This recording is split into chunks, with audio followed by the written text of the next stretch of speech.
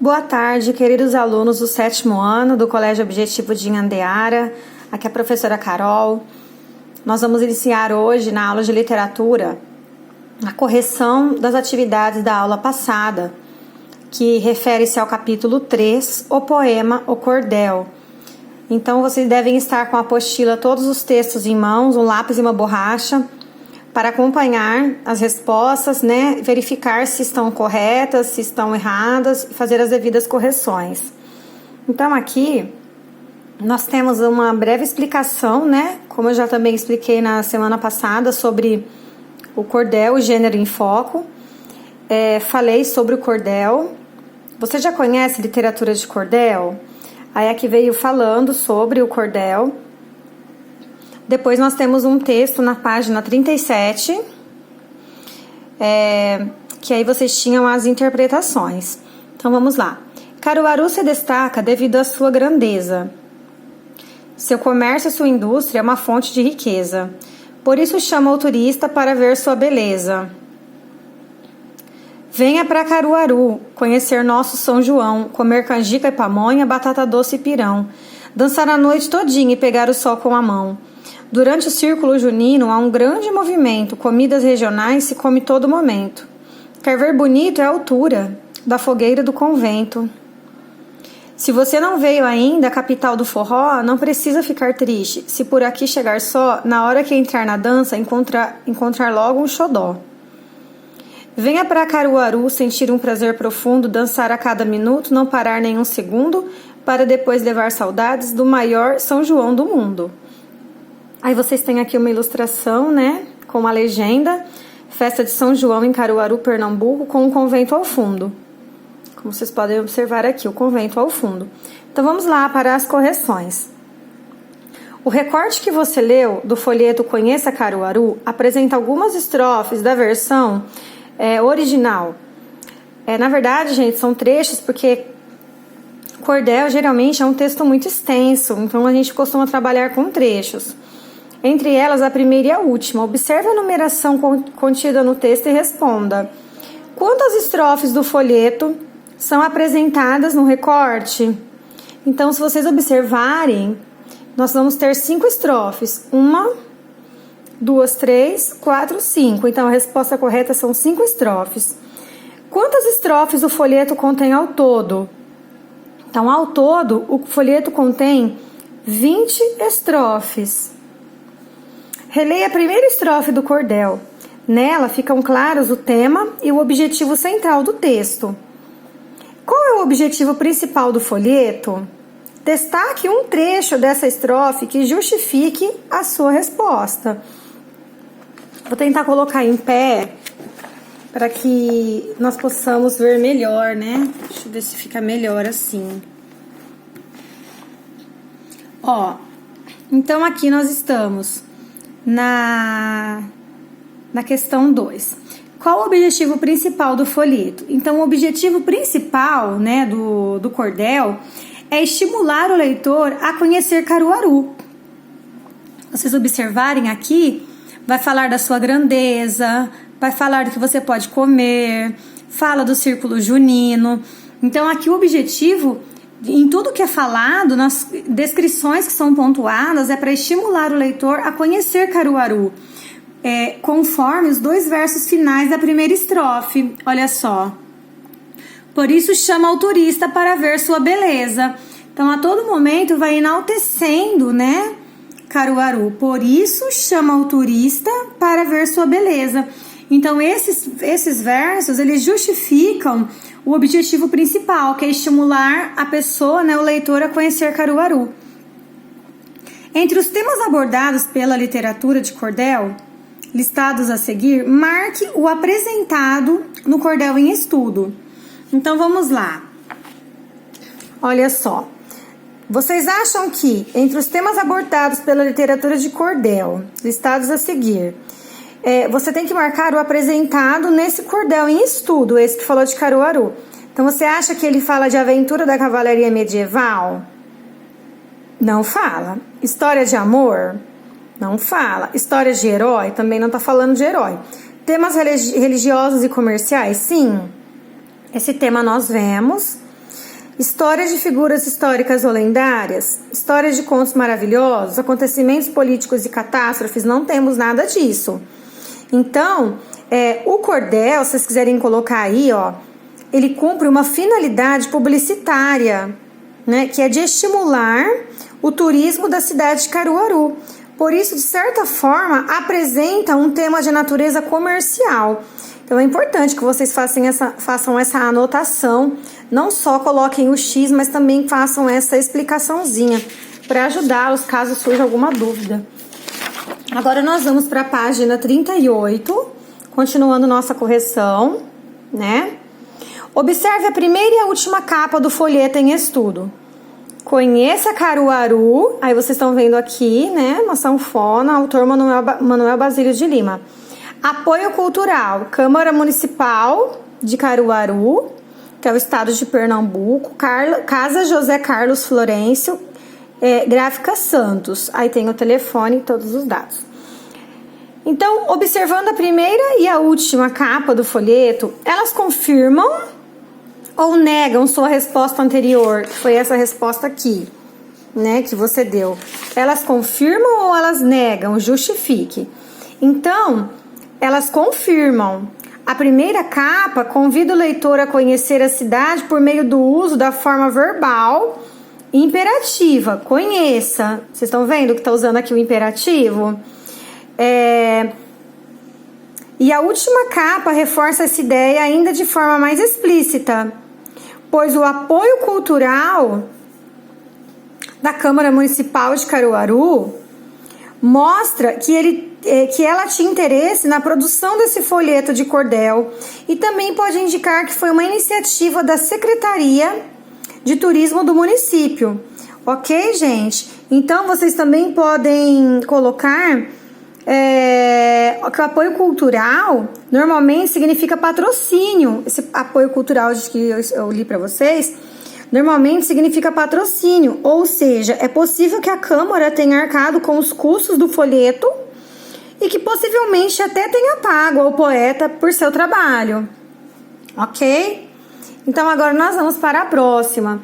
Que relação existe entre a imagem da primeira capa do folheto e o conteúdo que ele veicula? Então, olha só. Qual a relação, né? Da imagem com o conteúdo. A sanfona remete à festa junina. Quando a gente pensa em sanfona, a gente imediatamente vai pensar em festa junina. Também música, dança regional, no caso forró, que são destacados no texto. Então, tudo isso aqui são destaques no texto. Então, a sanfona, de forma não verbal, ela traduz tudo que foi falado em versos. Releia estes versos da segunda estrofe. Dançar a noite todinha e pegar o sol com a mão. O último verso apresenta um sentido figurado, porque tem como a gente pegar o sol com a mão? Não tem, né?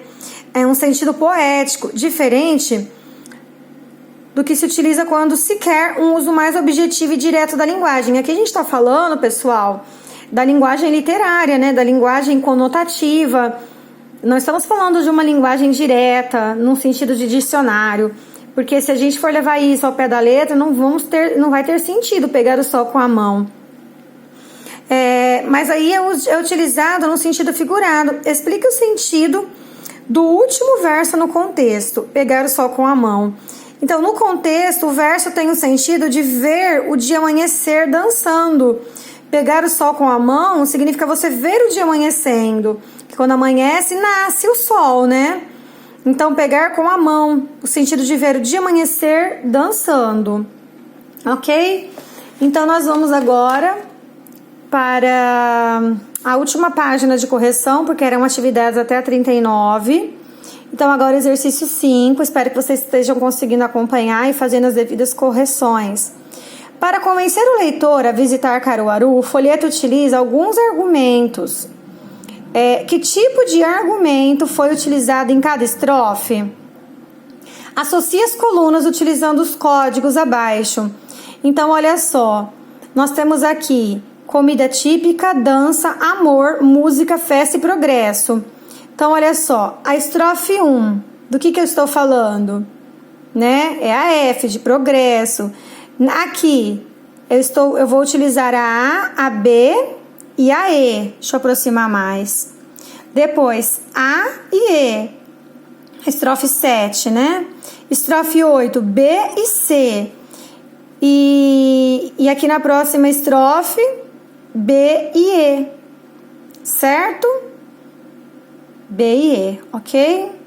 O cordel apresenta uma estrutura relativamente fixa, com pequenas variações. Observe como o poema é construído. Quantos versos tem cada estrofe? Então, se vocês forem lá, até no material de complementar que eu mandei para vocês, eu falei sobre isso. Então, se vocês forem verificar lá no cordel, vocês vão ver que trata-se de sextilha, né? Que quando as estrofes, elas são compostas por 6 versos, então sextilha. Faça a escansão de alguns versos. Que métrica eles apresentam? Como se chama esse tipo de verso? Então, são redondilhas maiores. Se você for contar, vão dar 7 sílabas poéticas. Mas essa questão eu vou reforçar mais quando nós tivermos, né, o retorno das aulas presenciais, para que vocês possam exercitar, porque trata-se de um conteúdo mais complexo. Então aqui eu precisaria estar fazendo na lousa para que vocês vissem. Nós teríamos que estar batendo palma para vocês observarem quantas vezes vocês abrem a boca com a melodia e a musicalidade de cada verso. Eu posso até fazer para vocês, mas eu acho que vai ser melhor quando nós retornarmos. Então olha aqui. Caruaru se destaca, né? Caruaru se destaca devido à sua grandeza. Devido à sua grandeza, vou colocar a mão aqui, ó. Devido à sua grandeza, então vai dar 7. Mas aí nós vamos treinar mais isso quando nós tivermos o retorno, tudo bem? Então são 7 sílabas poéticas, porque as sílabas poéticas, elas são diferentes das sílabas gramaticais.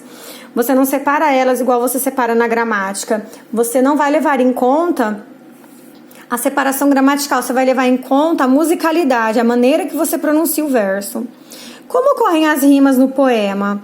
As rimas ocorrem entre o segundo, o quarto e o sexto verso de cada estrofe e apresentam sons variados. Então, vamos observar. Olha lá.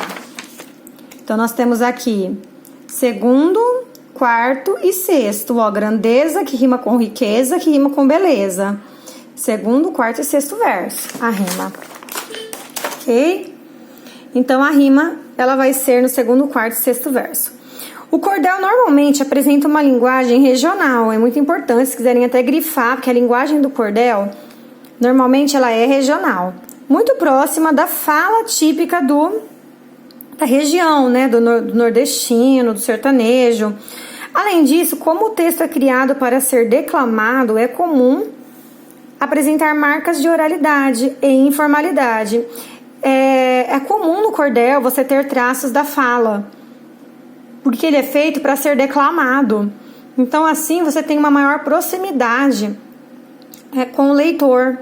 E ele se identifica mais também, né, com essas marcas de oralidade.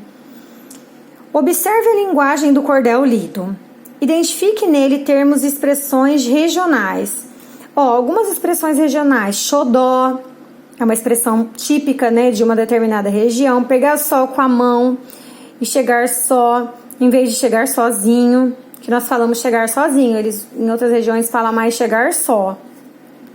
A linguagem é formal ou informal?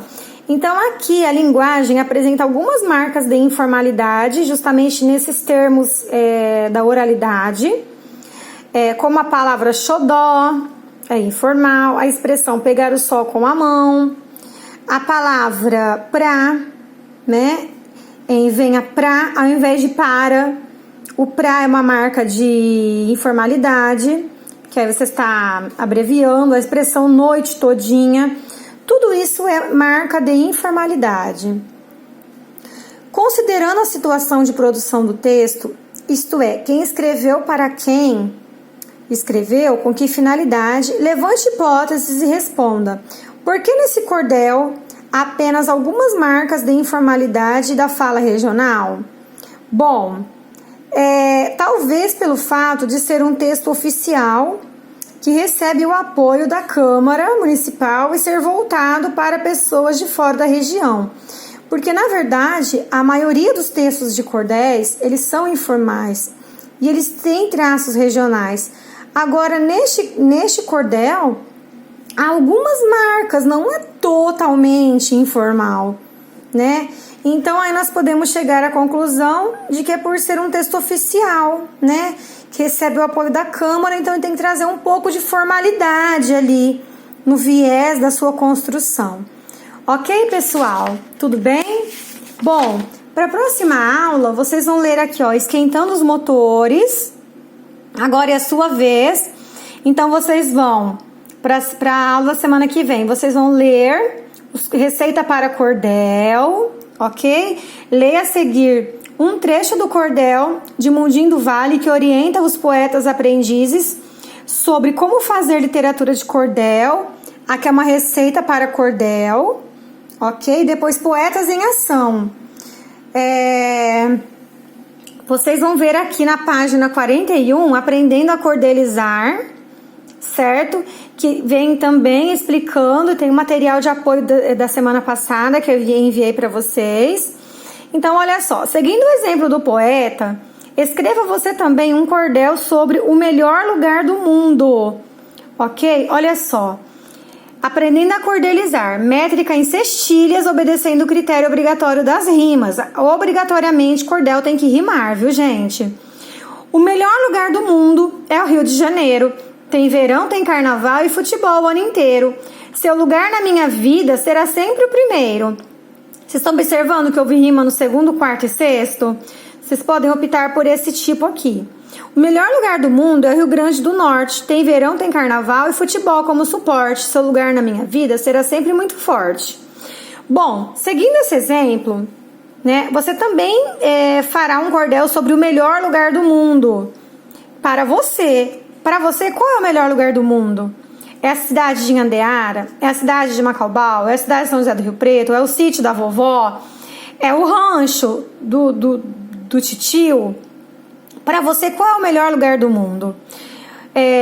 Pode ser a cidade ou o estado em que você vive, sua casa, um lugar especial que você conheceu quando você viajou, de repente. Tem que seguir o critério formal recomendado pelo poeta, versos metrificados, com 7 sílabas. Gente, não precisa seguir, tá? 7 sílabas, isso é quase que impossível nesse momento. Mas as estrofes, sim, tá? Vocês podem seguir esse aqui e as rimas dessa forma, certo? Com rima no segundo, no quarto e no sexto verso. Isso tem que fazer. Como você já viu, o cordel, assim como qualquer poema, pode nascer das coisas simples do dia a dia. Basta ser um bom observador e captar um fato curioso, um comportamento, um bom jeito de ser especial das pessoas de um lugar.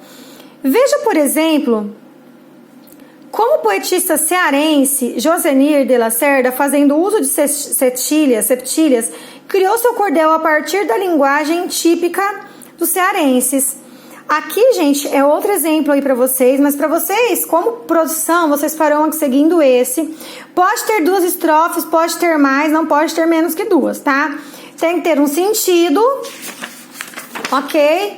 Aí aqui, pessoal, é muito importante que vocês leiam o planejamento do seu texto, que vocês façam a revisão antes de passar para a folha de todos os textos, ok?